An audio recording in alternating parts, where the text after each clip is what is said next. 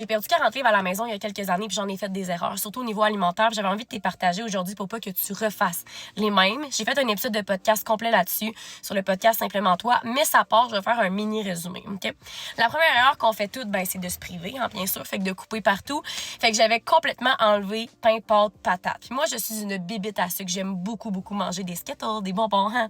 Puis là, je m'étais dit, non, ça suffit, je commence. Alors, j'avais tout arrêté. Puis ça m'amenait tellement des baisses d'énergie, des baisses de motivation. Ça faisait en sorte que mes entraînements étaient même pas optimales. Je mangeais tellement plus qu'on dirait que tout était au ralenti. Puis ça faisait en sorte que le soir, j'avais envie de tout manger dans mon frigidaire. Ça me créait tellement de la frustration que j'avais aucun plaisir dans mon parcours finalement, jusqu'au jour où est-ce que je comprenne le déficit calorique. Puis déficit calorique, c'est pas manger vraiment moins. Au contraire, des fois, tu vas avoir l'impression de manger plus parce que tu vas faire des bons choix alimentaires de qualité, ils vont être plus volumiques, ils vont prendre de l'espace dans ton estomac, tu vas avoir une bonne structure alimentaire. Puis le but, ça va être de bouger le plus possible, d'augmenter ton NEAT. Puis ton NEAT, c'est ton nombre de pas. Ça va être les activités que tu vas faire à l'extérieur, une randonnée, jouer au tennis, paintball, une structure d'entraînement qui fit avec ta réalité dans laquelle tu as du plaisir. Puis ça va venir chercher un déficit calorique. Puis si tu veux perdre 1 livre par semaine, il faut aller chercher un déficit de 500 calories par jour.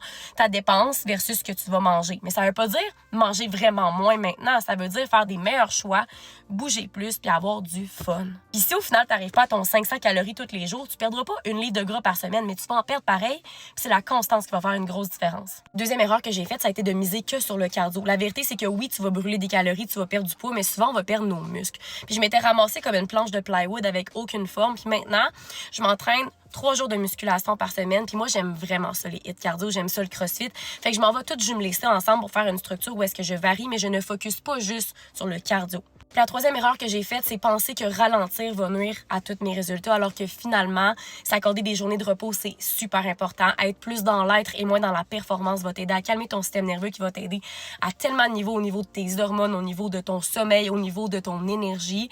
Fait que c'est juste fou comment il faut arrêter de miser que juste sur la perte de poids, l'action, mais aussi de se permettre de ralentir et de travailler sur son intérieur pour avoir des résultats extérieurs. Écris-moi partout dans le commentaire si t'aimerais avoir d'autres erreurs que j'ai faites, si ça t'a aidé en ce moment, puis si t'as réalisé que t'en faisais peut-être toi aussi en ce moment, puis t'avais aucun plaisir dans ton parcours. Parce que c'est pas obligé d'être plate, puis t'es pas obligé de te faire chier. Sur ce, je t'envoie beaucoup d'amour.